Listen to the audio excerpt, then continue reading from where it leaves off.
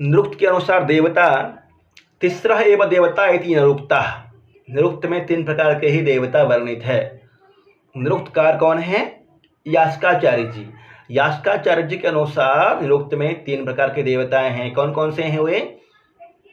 पृथ्वी स्थानीय अग्नि पृथ्वी स्थानीय, वायु इंद्रश्च अंतरिक्ष स्थानीय, वायु और इंद्र अंतरिक्ष स्थानीय है, और द्युस्थानीय का सूर्य, सूर्य द्युस्थानीय देवता।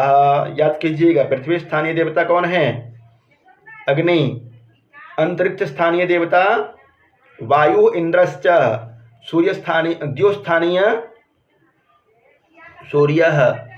देवताओं के आकार के विषय में निरुक्त में चर्चा की गई है। देवताओं के आकार के विषय में मतांतर है। जैसे पुरुष विधा स्यु इत्येकम, कुछ लोग कहते हैं कि देवताओं का आकार पुरुष के समान ही होता है। पुरुष विधा स्यु इत्येकम, कुछ लोगों का मत है कि देवताओं का आकार पुरुष के समान ही होता है।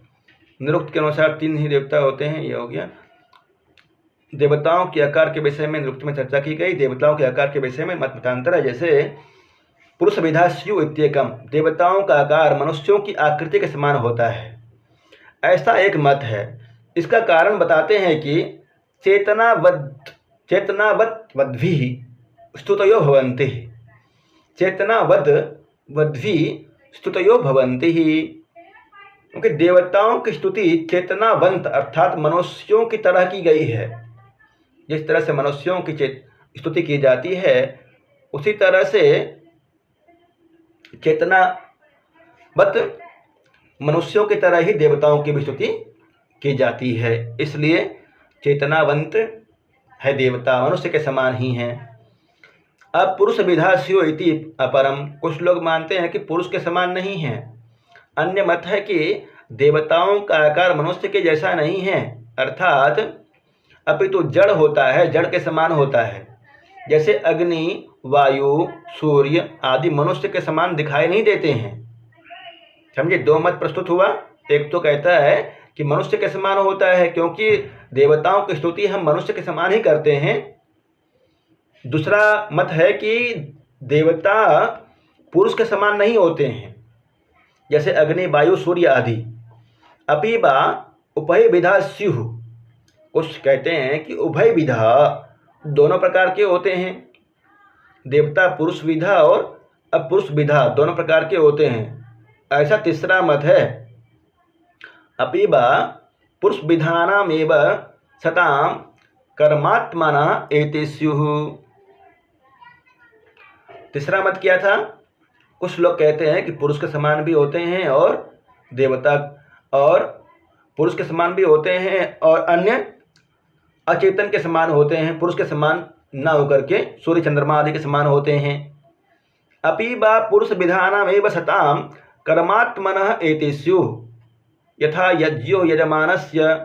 चौथा मत है कि दोनों प्रकार के देवता हैं, उनमें जो अपुरुष विद है वह पुरुष विद के अधीन है। जो अपुरुष विद है अर्थात जो पुरुष के समान नहीं है, वह पुरुष विद के अधीन होते हैं, और जो जड़ है वह चेतन के अधीन है। जैसे यजमान के लिए यज्ञ देवता है, यज्ञ देवता है फिर भी यजमान के अधीन ही होता है ना। तो देवता कितने प्रकार के हैं? क्या मत निकल करके आया? 4 प्रकार के मत निकल करके आया। एक तो पुरुष विधा स्युः, पहला मत पुरुष के समान होते हैं। दूसरा मत अपुरुष विधा स्युः। तीसरा उभय विधा स्युः, दोनों प्रकार के होते हैं। अपि वा पुरुष विधा नमेव सतां कर्मात्मानां एते स्युः। चौथा मत है दोनों प्रकार के देवता हैं, उनमें जो पुरुष अपुरुष विद है अर्थात जो पुरुष के समान नहीं है, उसका संचालन, उसका देख रेख पुरुष करता है। यहां तक समझे? सार रूप से 4 प्रकार के देवता हैं, पुरुष विध, अपुरुष विध, उभय विध और कर्मार्थात्म उभय विध। कर्मार्थात यह हो जाएगा कर्मार्थात्म उभयविधः, कर्म के अनुसार, कर्मार्थात्मो उभयविधः।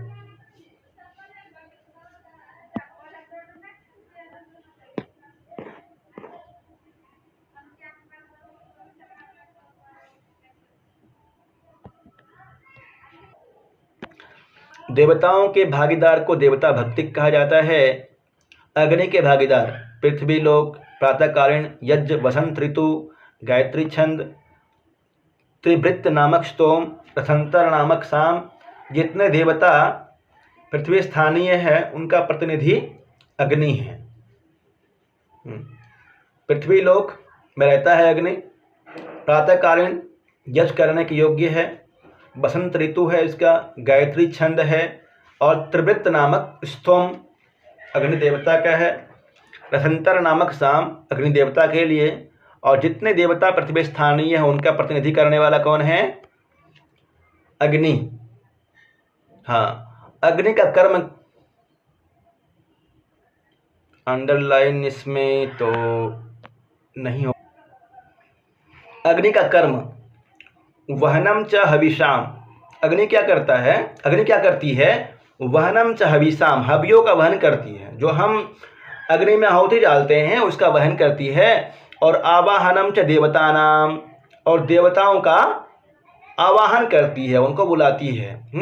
हवि का वहन करता है और देवताओं का आवाहन करना अग्नि का कर्म है। साथ ही जो भी दाष्टि कर्म है अर्थात प्रकाश से संबंधित कर्म है वो भी अग्नि का ही है। प्रकाश से संबंधित जितने भी कर्म हैं अग्नि का है। अग्नि के संस्तविक देवता, अग्नि के साथ इन देवताओं की स्तुति की जाती है। कौन कौन से देवता है? इंद्र, सोम, वरुण, पर्जन्य और ऋतु। अग्नि के समान ही इनकी भी स्तुति की जाती है। इंद्र, सोम, वरुण, इंद्राय स्वाहा, सोमाय स्वाहा, वरुणाय स्वाहा, पर्जन्याय स्वाहा, पर्जन्याय स्वाहा, ऋतवे स्वाहा। इंद्र के भागीदार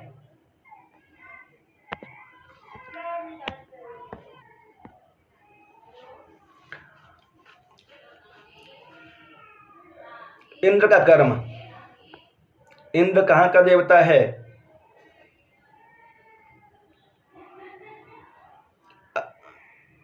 अंतरिक्ष स्थानीय देवता। रसानुप्रदान अर्थात वृष्टि करना इंद्र का काम है। वृत्रवध करना इंद्र का काम है। मेघ का वध, वृत्र इत्युक्ते मेघा। साथ ही जो भी बल का कार्य है वह इंद्र से संबंधित है। इंद्र के संस्तविक देवता है। इंद्र के साथ इन देवताओं की स्तुति की जाती है। अग्नि, सोम, वरुण, पूषा, बृहस्पति आदि की। ब्रह्मणस्पति, पर्वत, कुत्स, विष्णु, वायु, इन सब की स्तुति की जाती है इंद्र के साथ में ही। सूर्य,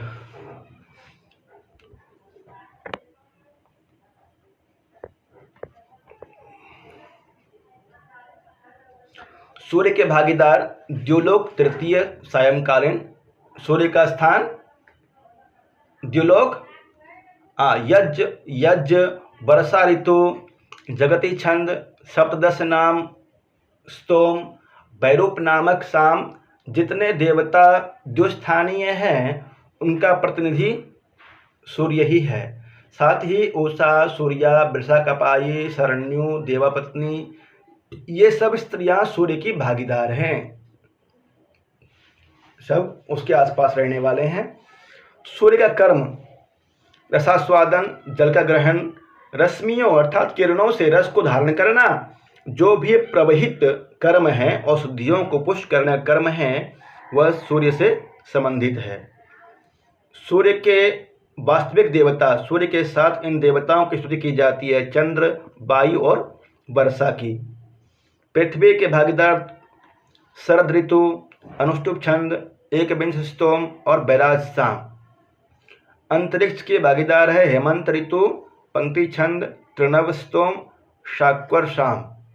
द्युलोक के भागीदार शिशिर ऋतु, अतिछंद, त्रयस्त्रिंश स्तोम, रेवत। इसमें से मुख्य रूप से आप याद कीजिएगा कि कौन से स्थानीय देवता हैं। पृथ्वी स्थानीय, अंतरिक्ष स्थानीय, ज्योत्स्थानीय। मंत्र का लक्षण है मंत्र मननात्, मनन करने से प्रकट हुए, अतः मंत्र कहलाते हैं। मंत्र किसको बोलते हैं? मंत्र मननात्, ऋषि मुनियों ने मनन किया, उससे मंत्र प्रकट हुए, इसलिए इसका नाम पड़ा मंत्र। छंद का लक्षण है छंदांसी छादनात्। ऐसा कहा जाता है कि देवताओं ने मृत्यु से बचने के लिए स्वयं को छंदों से ढक लिया था। छादन करने के कारण छंद कहा जाता है। छंदांसी किम भवति? छंदांसी छादनात्, छादनात् इति छंदांसी ही। स्तोम का लक्षण है स्तोम स्तवनात्, स्तवन करने के कारण स्तोम कहा जाता है। यजुष का लक्षण है यजुर्यजते, यजन क्रिया से संबंध होने से यजुष कहा जाता है। यजुर्यजते है, यजुर्वेद को यजुष।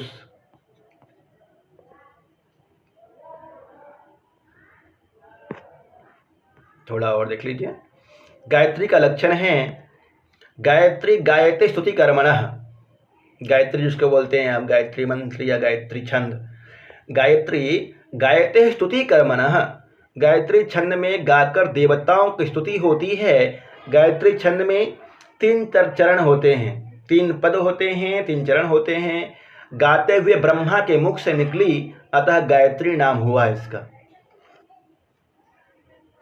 गायते स्तुति कर्मणः, गायंतम त्रायते इति, गायत्री गाने वाले को बचा लेती है, इसलिए भी इसका नाम गायत्री है। उष्णिक, उसने एक छंद है, उसका लक्षण है उष्णिक उष्णाता भवति, उष्णिक उष्णाता भवति। उष्णाता गायत्री से 4 अक्षरों का अधिक्य होने के कारण उष्णिक कहा गया। स्नेह धातु से निष्पन्न उष्णिक का अर्थ है स्निग्ध। स्नेह धातु से निष्पन्न उष्णिक का अर्थ है शुद्धता। 2 धातु से बना है ये, स्नेह और स्नेह। उष्णिक छंद में कितने वर्ण होते हैं? 28। गायत्री में 24, उष्णिक में 28। ककुब का लक्षण, ककुब ककुभिनी भवति, ककुब का अर्थ है बैल की खुंधा। उष्णिक छंद के मध्य भाग में कुछ अक्षरों का आधिक्य होने के कारण इसको ककुब कहा जाता है। यह उष्णिक का ही अन्य भेद है। ककुब उष्णिक छंद का ही एक भाग है। अनुष्टुप का लक्षण है अनुष्टोभनात्, अनुष्टुभ, अनुष्टुप। अनुष्टुप का अर्थ है एक पाद का आधिक्य। गायत्री की अपेक्षा इसमें एक पाद अधिक होता है, अतः इसे अनुष्टुप कहा जाता है। अनुष्टुप छंद में कितने वर्ण होते हैं और पद कितने होते हैं? 4 पद होते हैं। बृहति का लक्षण बृहति परिबर्हणात्, परिबर्हण अर्थात परिवृद्धि, इसमें अनुष्टुप से 4 अक्षर अधिक होते हैं। बृहति में अनुष्टुप से 4 अधिक होते हैं। उसी प्रकार से फिर अगला है त्रिष्टुप।